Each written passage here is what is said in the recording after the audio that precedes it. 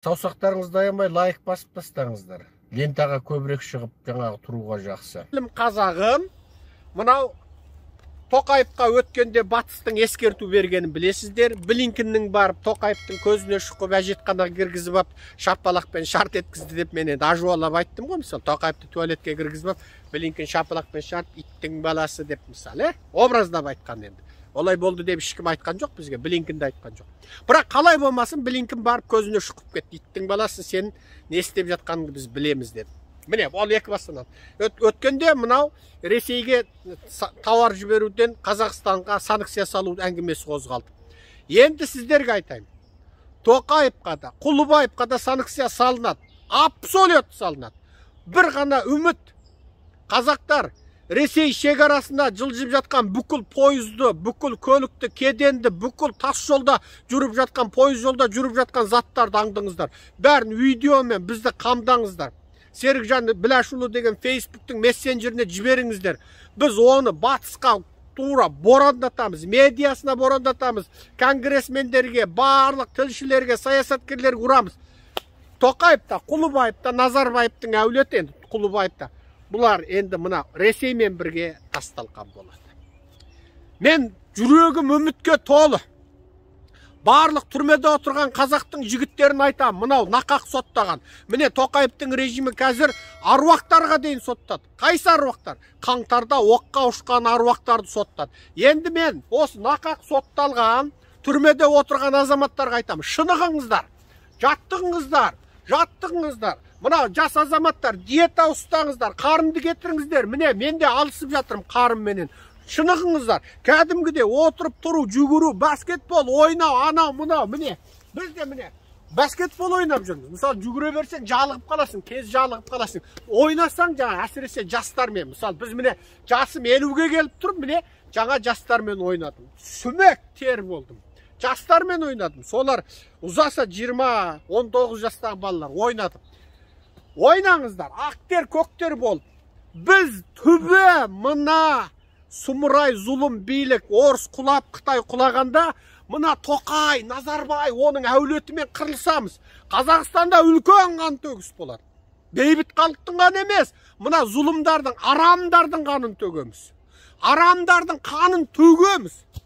Біз мына Қытайдың жаңа қалдықтары, Қытайшылдар бар, оны жыртамыз. Орысшылдар бар, оны жыртамыз. Мына телеарнадағы суайттар, мына отырған депутаттар, ауылдың әкімі, ауданның әкімі, прокурор, полиция, кием, оның бәрі қашып үлгірмейді. Оның бәрін ұстап алып тұрып, біз жетекесін таныту керекпіз. Жетекесін таныту керекпіз. Кәдімгі анау, KFC-дегі анау, Макдональдтағы ана тауықтың сирағы мүжігіндей мүжіп тастаймыз олар, шашып кәдімгідей. Жыртамыз кәдімгі. Соған қазақтар дайындалыңдар, түбі, шынығу керек бәрі. Жігіттер, түрмедегі отырған жігіттер, үміттеріңді үзбеңдер.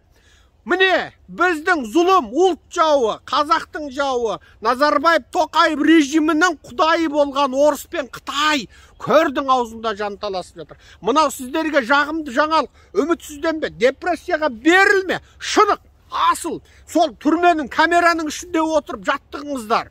Үмітпен өмір сүріңіздер. Біз түбі Қазақстанды азат қыламыз. Қазір мына Тоқаев және оның мына суайт командасы, ана бүкіл сатқын депутаттар, мына арсыз журналистер не істерін білмей отыр. Батысқа да жағымпазданғысы келеді, Қытайға да жағымпазданғысы келеді, Орысқа да жағымпазданғысы келеді. Батыс біліп отыр олардың кім екендігін. Орыс пен Қытайды орнына қойғаннан кейін бұл сұмырайлардан есеп аламыз. Қазақтарға менің айтатыным, Фейсбуктегі, желідегі барлық билікшіл ұлт сатқындар, орысшылдар, Қытайшылдар бәрінің жазбасын скриндеп сақтаңыздар. Бәрін скриндеп сақтап алып, оны өзіңіздің аккаунтыңызда бөлісіп тастаңыз. Біздің мессенджерге жіберіңіз. Барлық мына сұмырайлардың, мына телеканалдағы, мына оттаубайлардың бәрін сақтаңыз. Ертең ойбай, мен демократ едім, мен халқым, қазағым деп жаңағылар шыға келген кезде алып шығамыз. Міне, сен 20 жылға бара ғой, сен 15 жылға бара ғой, сен қойыңды бақ, сен сиырыңды бақ деген сияқты біз жіберу керек бізде. Соған дәлел керек. Әрбір WhatsApp'та сөйлеген сөз, әрбір әлеуметтік желіде жазғаны, комментарий бәрін сақтаңыздар. Есеп айыратын күн келе жатыр. Есеп айыратын күн келе жатыр. Зұлымдардың соңғы күні келе жатыр. Ал біздің азаттығымыз келе жатыр.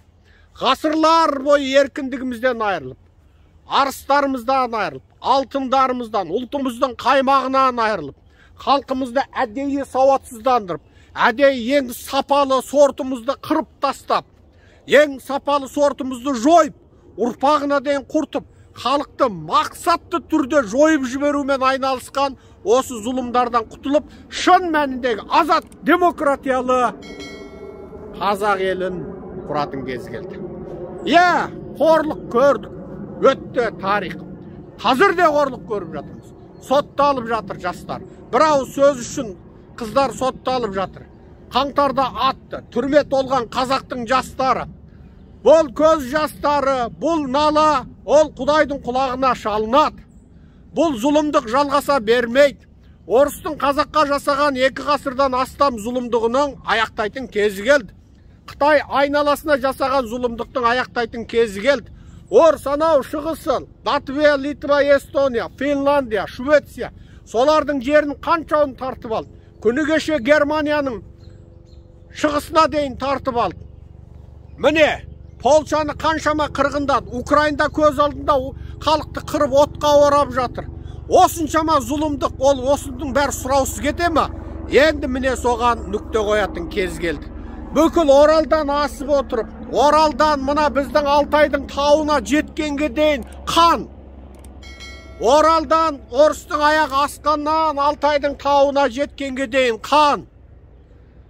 Мына бүкіл Ібір-Сібірдің халықтарын қан жоса қылды.